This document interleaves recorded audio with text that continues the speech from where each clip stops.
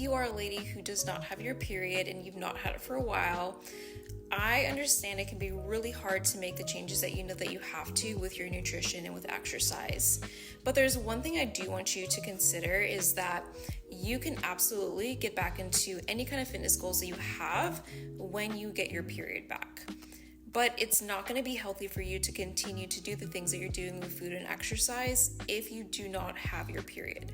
You know, I always say that your period is pretty much like your fifth vital sign as a woman, and it's telling you so much about your internal health.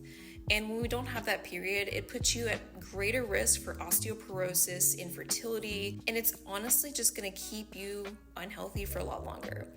Now, I will say when it comes to healthy fitness goals, that is actually going to support you getting your period back and maintaining your period back. We're not saying go back to doing the old behaviors that had led you to that missing period in the first place, whether that be fasted workouts, overtraining, not taking real rest days,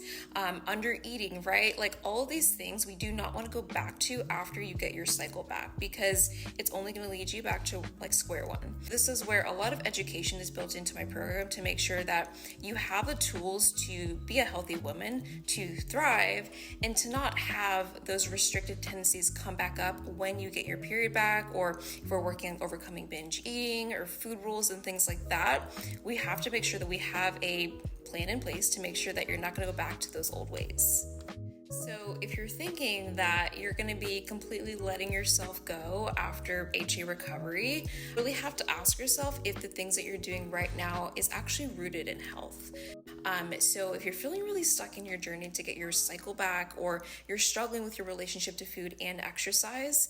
these are big areas that I work on with my clients to make sure that you have a pretty good plan in place, but we're also doing that deeper mindset work to truly improve your relationship to food.